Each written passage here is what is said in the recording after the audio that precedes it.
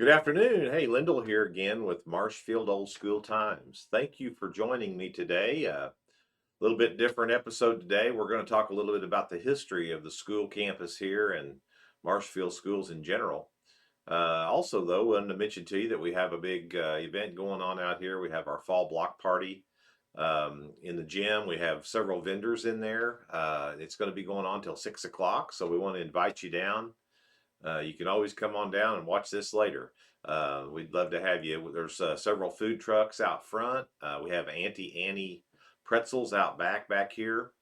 And I know food, there's burgers, there's barbecue, there's hand fresh squeezed lemonade, and there's a old time soda pop vendor truck out there, coffee truck, kettle corn. So just lots of good, I call it carnival food, but it's really better than carnival food. And invite you to come on out and enjoy the beautiful day this afternoon, and maybe browse some of the wares in the gym with our vendors. We've got Ernie Smith playing a little music with his guitar in the gym on the stage.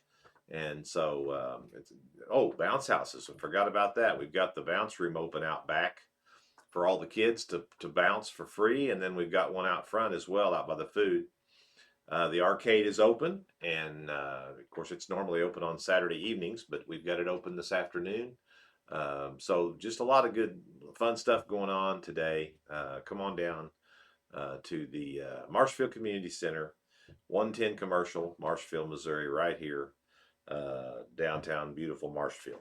So we're going to talk a little bit about the history of the campus today. I've been kind of wanting to do this, and we've had some tours. We took the class of '69 on a tour here a couple weeks ago. Had a really good time with them. Toured the campus, and just always interesting to hear stories about the campus, especially those classes that graduated here and folks that attended Marshfield. But also, I think people sort of enjoy hearing about the history of this old campus. And so I thought I'd just take a day, and we'll do that today. We're going to kind of talk a little bit about the beginning of the campus here in the podcast room. And then our plan is, and this will be our first time we've done this, so bear with us, but I got a great producer, Logan Fraker, over here that knows what he's doing. We're going to go around and try to do kind of a remote podcast where we, show some video footage of different parts of the building and then talk a little bit more about it. So that's our plan. But anyway, we're going to start today here and kind of at the beginning, you might say. First of all, I want to mention that the Webster County Historical Journal booklets that were published in the 70s and the 80s, there might have been a few later on in the late 90s or early 2000s, but the majority of them were published somewhere in the late 70s and early 80s. And this was a wonderful set of journals that were done by the Webster County Historical Society, and a lot of the writers that contributed stories have passed on now, but there was a lot of history that was put together by this group back in those days. So I want to give them credit. And so many of the dates and much of the information that I'm going to share today have came from these journals, referenced in these journals. And in many cases, some of them were firsthand accounts of some of the stories and some of the times, because many of the folks that contributed the articles attended this building and knew firsthand some of the history. So kind of wanted to mention that right off the bat. But we're going to kind of start with the fact that Marshfield, the Webster County was obviously chartered and began on March the 3rd of 1855. And it's about the same time. Now, this was before the Civil War. About this same time frame, give or take a year or two. I think it was actually 1853 to be exact. The Missouri legislature, which you got to remember, Missouri became a state in 1821. So the state of Missouri was only 22 years old at this time.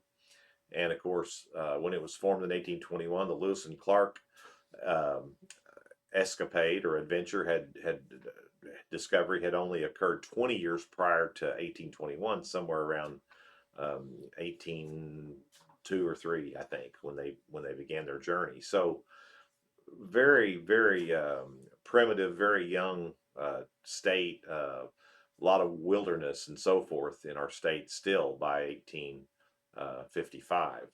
But the Missouri legislature passed a kind of a schools act in 1853, and so I'm not so I say it right. I want to make sure that I get the information right.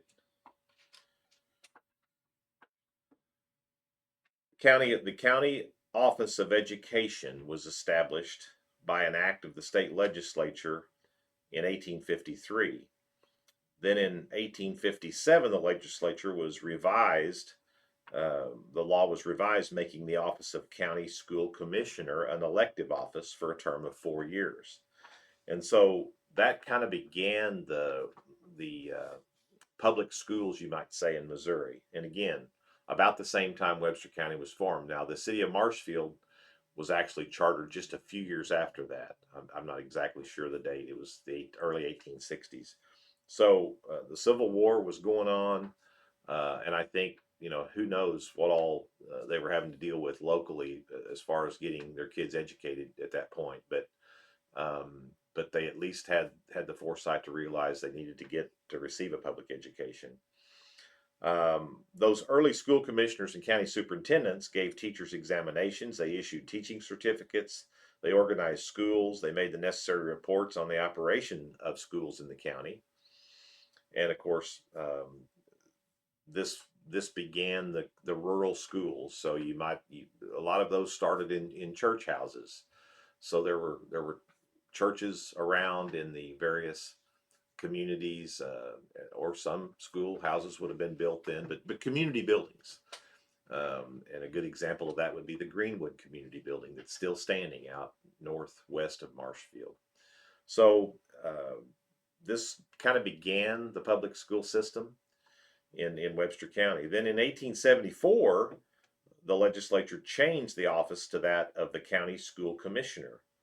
And then I think in 1889, that law was revised, making it a full time job, but was still paid for by the local citizens. So things kind of remain similar, not a lot of changes during that period of the late 1800s.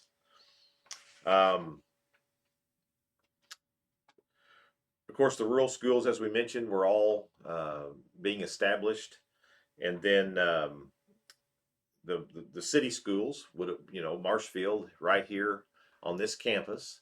A red brick building was built. We're not sure the exact date, but we think it might have been in the 1870s, and that building became, Marshfield School. Now you got to remember that most kids only went to school through the eighth grade, especially in the rural areas. But then there were some academies established. The Henderson Academy over at Rogersville uh, was established. You had the Mountaindale Seminary, they called it, over north of Seymour, and then of course the Marshfield, I think, school, or the Marshfield Academy, I think is what they may have called it in those early days, was established so kids could go on past the eighth grade and attend the next level of education, which we would know now as high school. Um, so this building was built originally, and of course many of you have seen a picture of it. It had a school bell on the steeple at the front, but the building set basically right where this building sets that we're in today, and it would have served maybe, well, actually I have a picture of the class, the Marshfield grade school students in 1908. Now this is eight grades, all eight grades. I'm going to say there's maybe 40 kids here. This is the earliest picture that I'm aware of students of Marshfield that would have attended this building. So that gives you an idea. That would be the complete elementary school here in Marshfield. Now, bear in mind, you still have all the rural community schools around, and some of those rural schools got fairly close to town, actually would almost be in town today.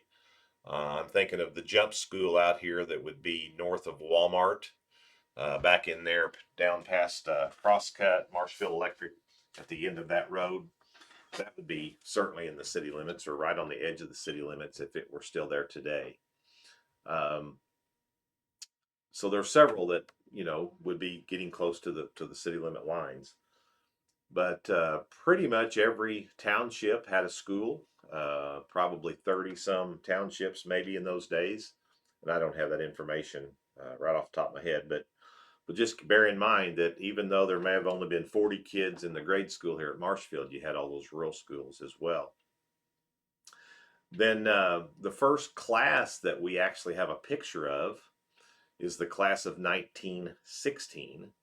And there are some names in that class picture that many would recognize. Names like Case, Childress, Popejoy,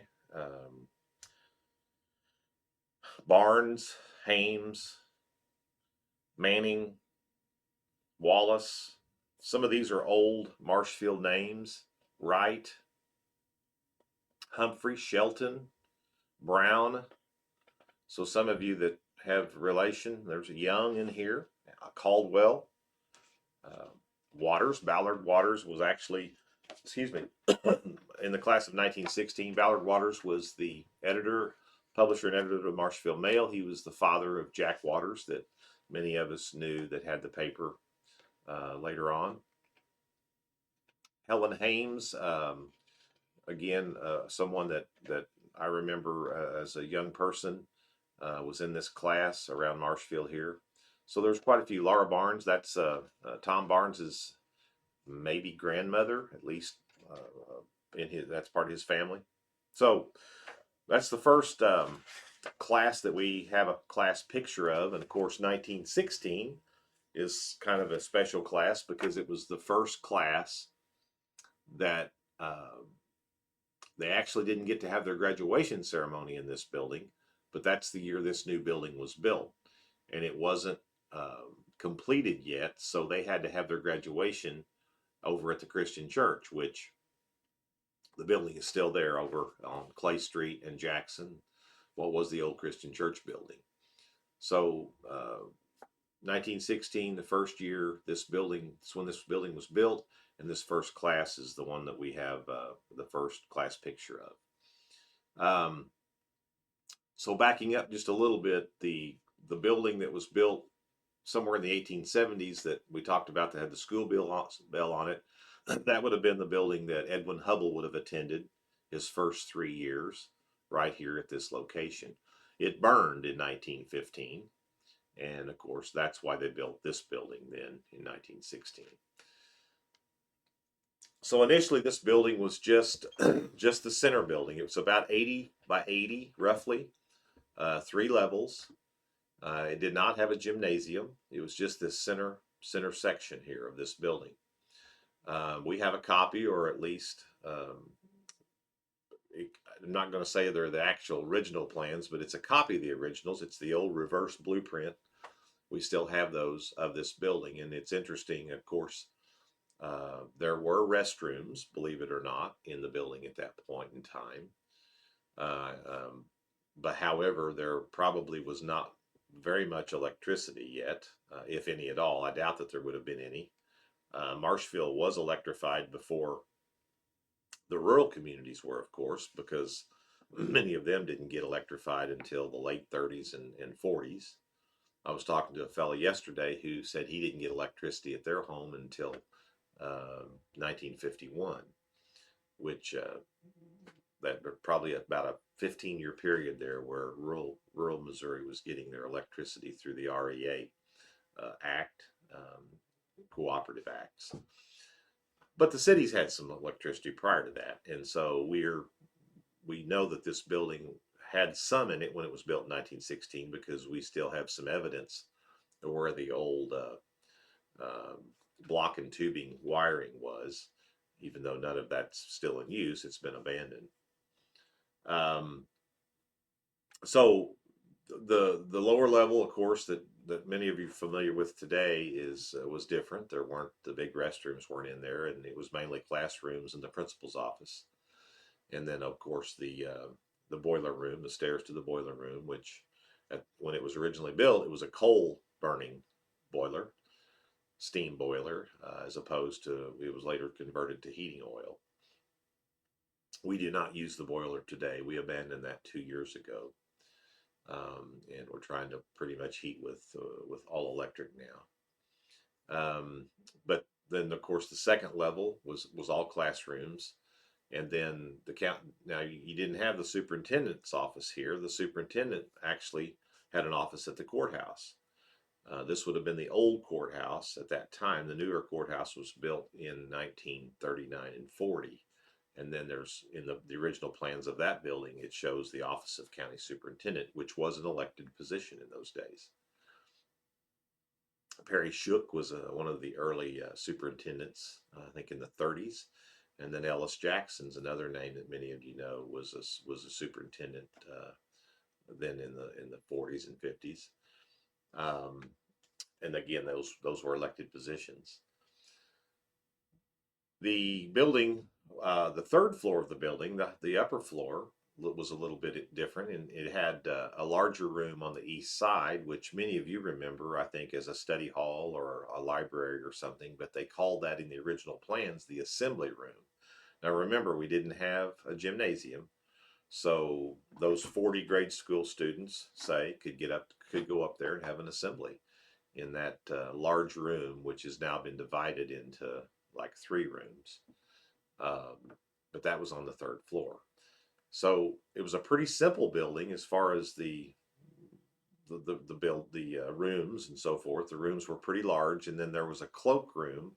Most all classrooms had a cloak room, and those rooms are still there, used for storage and so forth. But back then, that's where they hung their coats.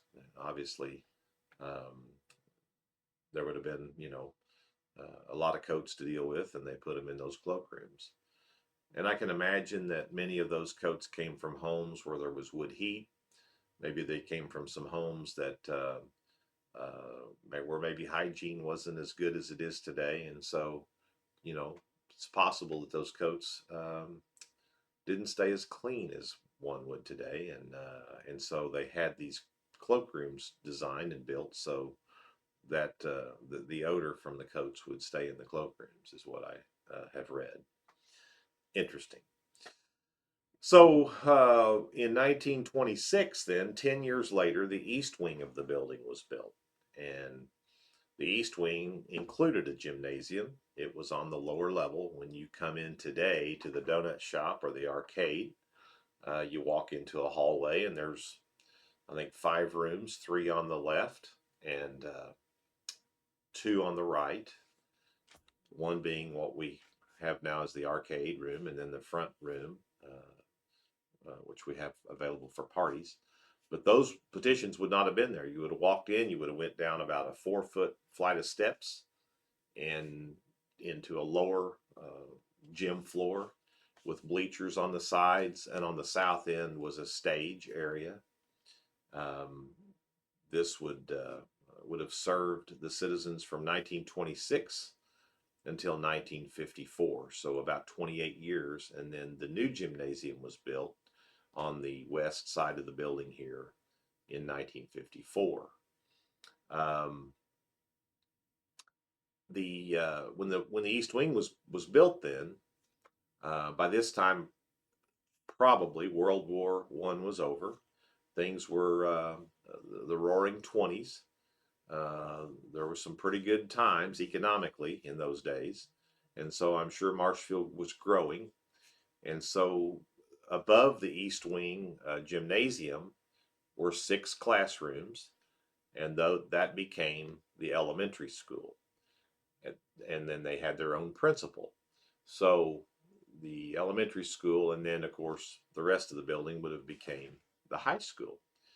And again, I think more students began attending high school. Certainly the young ladies, many had that opportunity, where some of the young men still, the boys had to work. But if you look back at some of the class photos, there would have been more girls graduating in the 20s than there would have boys in those days. But the high school began to become more popular and become more available for people.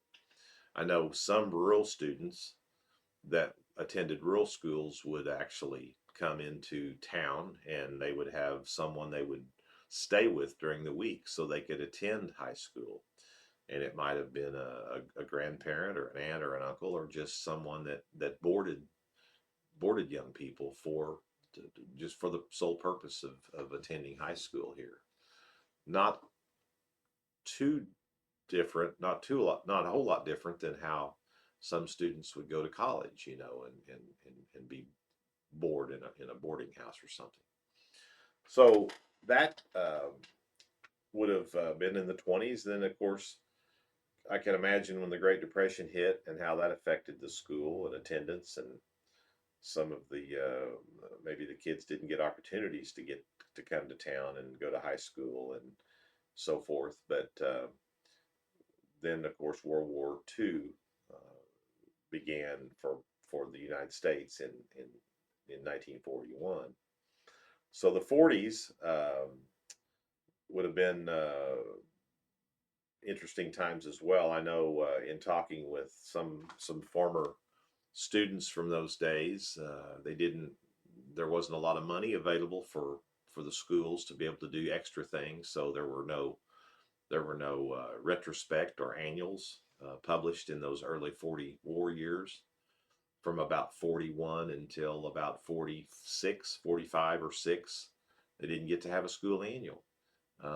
We don't have a lot of photos from that era.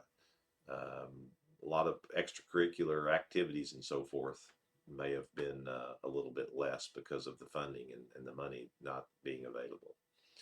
But then by about 46, that's when we began and we had our first pictures out here in the gym hall of the classes. That's the first one we have is the class of 46 because they started taking pictures and doing the annuals again by that time. So we actually have those photos up through 1969. Now, I've been told that there were a few more after that. I can't really remember myself, but that they were taken to the new high school when it was built in 2000.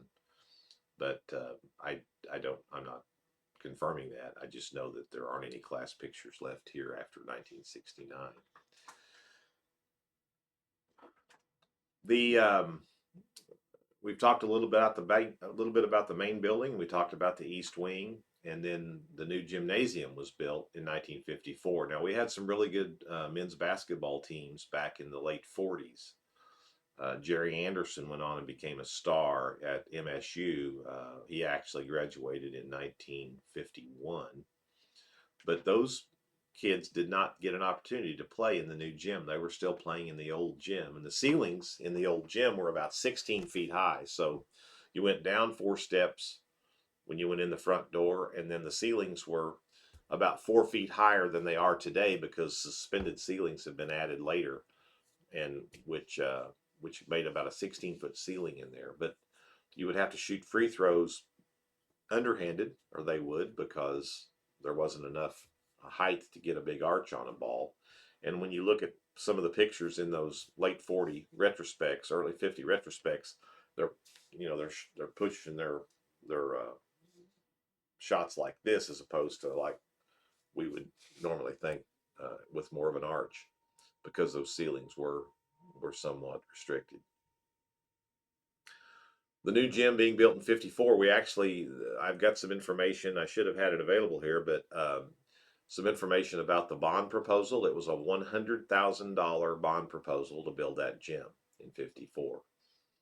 I suspect today that a project like that might be, I don't know, $10 million maybe. But it was $100,000 and it passed. They ran campaign just like they do today to try to get it to pass, and the Marshfield Mail was very instrumental in some of that. I also have some plans here of the proposed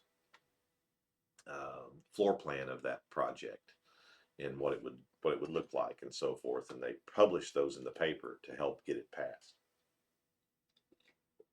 Now, when the gym was originally built, the locker rooms, well, there was only the locker rooms that were underneath the stage area, and those of you that attended here will remember that those locker rooms later on, after 1969, were used by the PE kids, and the athletic kids all used the new locker rooms that were built on the front of the building, which is now the area that we have the preschool, the Imagination Station in.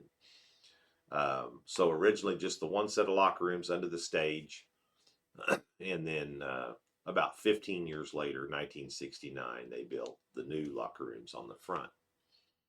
Um, the gymnasium was a state of the art gym. It was a very good gym to play in. The sound and the acoustics in there were phenomenal. If those of you remember, back in those days, the acoustical tile on the ceiling and the way the gym was designed with the stage. When you walked in to a basketball game, for example, the stage band on the stage and the gym filled with maybe 1,000 bodies or something. I think the gym would seat about 1,500 in those days, but it would be a phenomenal acoustic experience. And of course, walking in the front door, you had the smell of the FFA students popping popcorn right off the front door there, and then the sound of the stage band playing, and all the students, you know, that were out playing with their warm up suits and shooting layups to warm up. It was just an exciting time, and it was a time similar to how football games are today here in Marshfield, where the whole community came out and supported those events. And the young kids, like I would have been at the time, it was an experience that we still remember, just being able to be there and see other classmates and sitting by them in the bleachers, and everybody had their sections and classes and friends, and the adults generally all sat on the east side with all of the wooden seats, and it was a great experience. The stage band was phenomenal under the direction of Mr. Lewis. They won awards, state awards, and so forth many times, and did a great job. So fun times here in Marshfield in those days, and that would have been the latter 50s, the 60s, and then the 70s until 1975, when the first or 1976 was the first class to graduate in the new high school, which is now the junior high on the north side of town. But we'll come back to that in just a minute. So we're into the mid 50s, and we've got this front part of the campus basically intact like it is today. There were some minor additions and minor renovations done along the way. If you look at some of those early pictures, the center building and the east wing weren't connected. There was a gap there in kind of a vestibule patio area, you might say. It may have been covered, but I think I've seen a picture where it wasn't when it was initially built in 26. But then over time, they filled that area in and enclosed the stairwell areas and designed some of that, and then added another little room on behind for maintenance and so forth. So it changed a little bit over time. And then, of course, the second story above that area we're talking about between the two buildings became the superintendent's office. Actually, his office was on the front, and on the back side was this very room we're sitting in today, which was the counselor's office. Mr. Ballard was the counselor when I went to school here, and I think back up into the 60s. So this was part of that fill-in area between the two buildings. And if you look at the walls on both sides here, you'll see brick walls, because they were the exterior walls of those two buildings initially. Then when you go back behind these red brick buildings, we have obviously several outer buildings, and I thought I would talk about those for just a minute. The first one that was built would have been the one over here along Chestnut Street, behind the east wing, and that would have been the what we knew as industrial education, the shop building. Initially, when it was built, I've been told that it was built as a lunchroom, or at least part of it was. There was a lady that we've had on the show here, and she told me that when she came to school here, that's where they went and had their lunch. So it would have been in the 40s when it would have been built, and that would have been the first exterior building. Then the next one to be built would have been the band hall, which we call the depot. It was built around 1950 over along a highway. Um, and of course, initially it was just the front building, the depot building, where we have events. And then later on, the vocal music room was built behind it and connected on somewhere around 1960. So you had the band and vocal music both used that depot, that front building, for about 10 years, and then they added on the one right behind it for vocal music, which is where we now have bounce houses. Now, prior to that building being built, there was a building out back, but it was a little further south, and it was an old house that had been here. And that old house was their music house. And so when the kids um, had my mom and dad graduated in 1948 and 1951, they went to that house and had vocal music and band, and that's where they practiced it. It was tore down then when the new band hall was built in 1950. 52, I believe. I may be wrong on that because I think my mother had went to the house and then the band hall was built like the next year, so she missed that building, but somewhere in that era. So then that would have had two buildings out back, the industrial arts on one side and the band hall on the other. And then in between them, after World War II was over,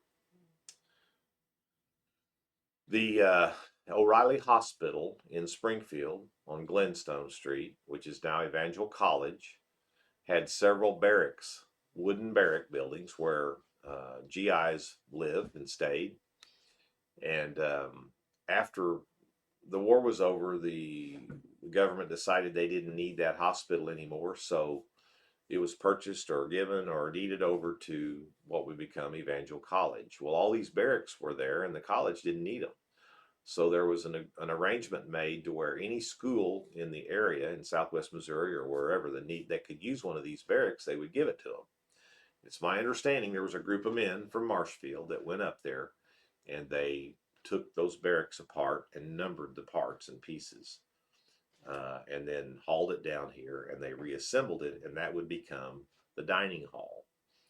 And of course, it laid crossways here in the center. Um, Industrial arts building on one end. It was there.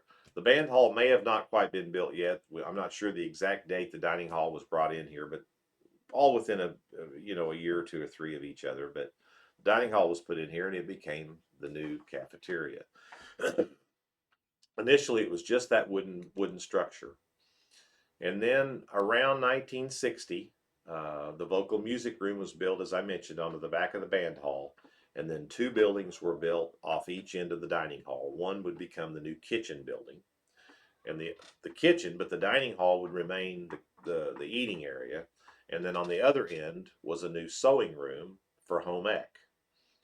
And then they took what had been the kitchen prep area and made it the home ec uh, kitchen teaching prep area. So you had pretty much the formation of the outer buildings then by that time.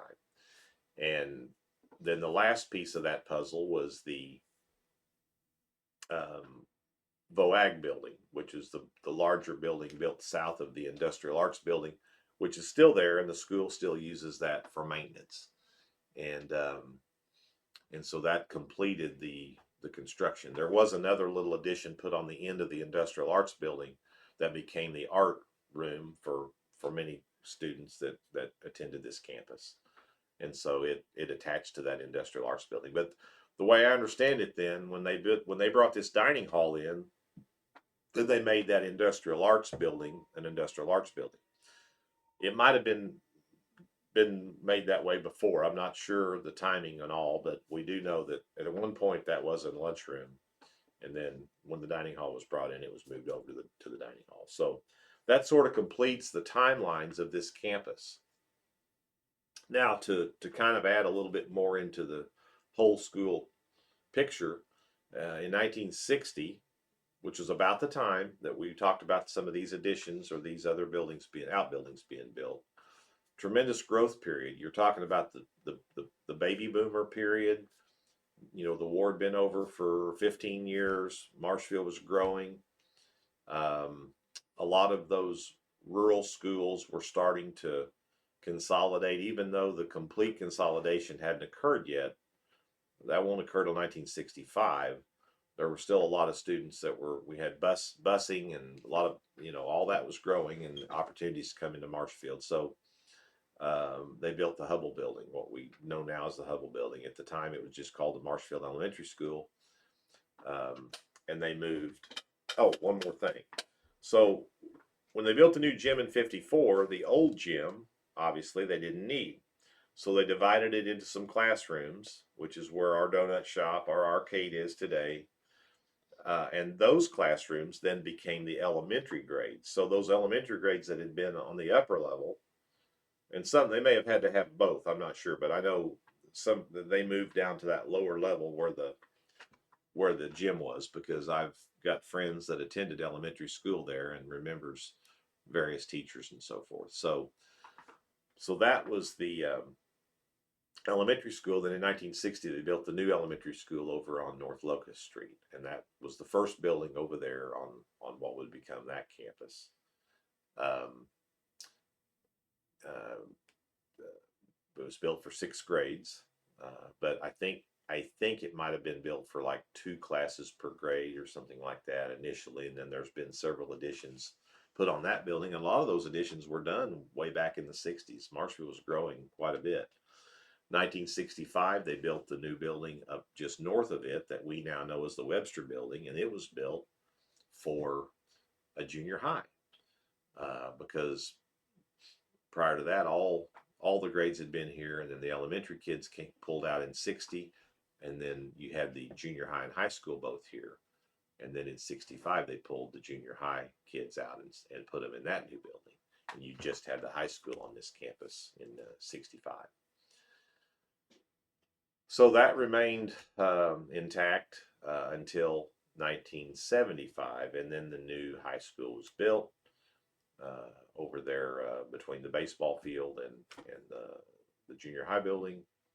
Well, initially they just built that high school building, but it wasn't quite big enough, so they took the junior high building and used both of those buildings for the high school, and brought the junior high kids back over here. This became the junior high campus. So there's many kids that graduated in the 80s and the 90s, even the 2000s, that went to junior high back in this building until the new high school was built in 2000.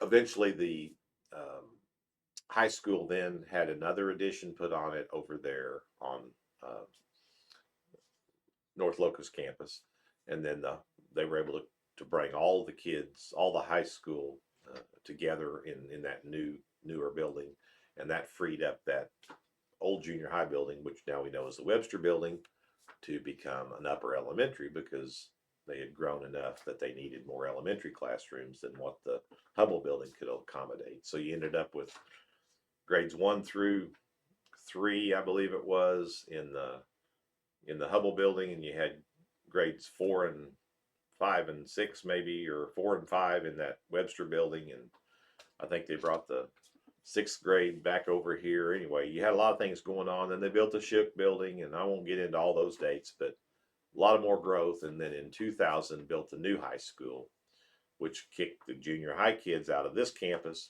back over to the building that is now the junior high. And this campus was not used for public school anymore after the 2001 year, except for the alternative school. The alternative school had been formed, and they were renting some buildings around town, different places, and then they took the east wing, the lower level of the east wing, and they made an alternative school, and it served this area here for around, I'm gonna say 10 years. It served it, maybe longer than that, and it worked pretty well for the alternative school. The superintendent's office also stayed at this campus for about 10 years or so, until they built the new administrative office. And then the public school system totally left this campus. At that time, the Marshfield's Public School Foundation took the campus. The public schools and the foundation had an agreement that the public school foundation would run and manage this campus, and then but it had to continue to be used by the community.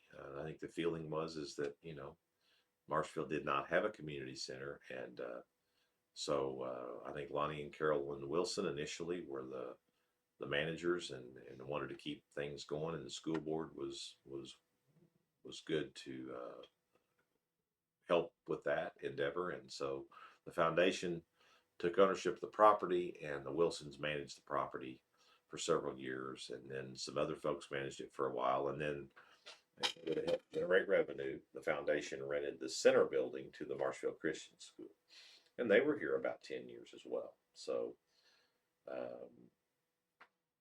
about a 20-year period where the public school wasn't really using it except for the alternative school and the administration office for a while. The community foundation, or the Marshfield Public School Foundation, owned the property, and then the Christian school leased some space here. Imagination Station, which was a not-for-profit preschool, my wife manages and runs that, moved in here in 2009, and of course it's still here in the front of the gym area where the old locker rooms were. We renovated those and made a nice preschool there for them. And then in 2022, Melanie and I purchased the building from the school foundation, and now it's under our leadership. It's actually owned by a not-for-profit, the Imagination Station of Marshfield. And so the commitment was, though, is that we would purchase it, but continue to use it by the community. So that's our commitment. And that's what we're doing. We appreciate the support that we get here at the campus. We do have a lot of people that lease the campus. The city of Marshfield now is using it, of course, for their city leagues, basketball and indoor soccer and volleyball, and we appreciate their support. We have some churches that utilize the campus. We have a church, the Grace College, or Grace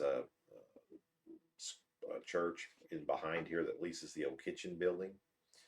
And we have the Well that uses the campus on Wednesday nights, Friday nights. They use various other times, various meeting rooms and so forth. So we really appreciate our partners, because we couldn't operate this campus if it weren't for them. We really couldn't. The utilities, as I'm sure you can imagine, run several $1,000s a month, and the only way we are funded is through user fees and any donations, private donations, but we do not receive taxpayer monies. We have received some grants that we've applied for along the way that have helped along the way as well. And then we have the tenants like the donut shop, we have the arcade, we have some boutiques on the third level now, massage area, studios, and different tenants that are helping to pay the bills as well. But that's how we operate this thing, and we appreciate the support we get for it. So I just wanted to take a little time today and talk a little bit about the history of the campus. As most of you know, U.S. Senator Roy Blunt, this was the school that he taught in, the only school. He graduated from SBU and then immediately got a teaching job here at Marshfield, teaching history in 1972, 73, 74, in that era. And I had a picture here I thought I would show. Most of you know Senator Blunt and what he looks like today. And here's the young Roy Blunt after he graduated from college and began his teaching career on the second floor above the East Wing. That's where he began his career, and then he was here about, like I said, about 2.5 years, I believe, and then he was appointed the Greene County Clerk upon a vacancy there, and then he went on from there in the political realm. As I mentioned, Edmund Hubble attended this building as a elementary student through the first 3 grades, and then his family, they moved to Illinois, and he went on, of course, ended up in California at observatory out there, where he did a lot of his research and work. Also, I wanted to mention that Leroy Blunt's grandfather was a janitor in this building. Leroy Blunt's dad, Roy's grandfather, Mr. Blunt, was a janitor in this building. So in the year 2016, we had a 100th anniversary celebration of this building, and this was a Masonic um, cornerstone building back in 1916. So we invited the Masonic Lodge, the Masons of Missouri, to come down, and the local lodge invited some of the state officers, and they had a nice ceremony. And we laid a new cornerstone in this original building in 2016. We were fortunate to have Senator Blunt come to that ceremony and say a few words, and we also had a letter from Governor Jay Nixon at the time. So it was a nice celebration. We did that um, around the 4th of July. I believe it was the same day as our Reunion Fest that year. Did want to mention Reunion Fest.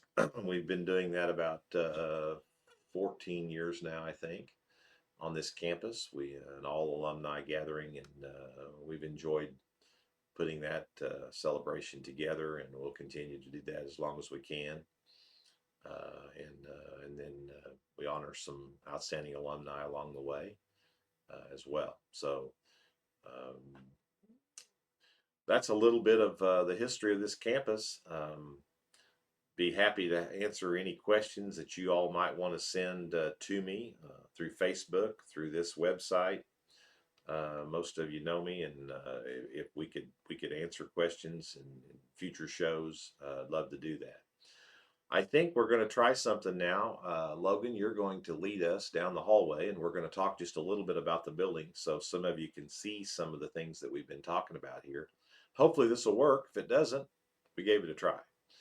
But I have confidence in my producer, so I'm going to leave you for just a minute, and we'll get set up out in the hallway. Thank you.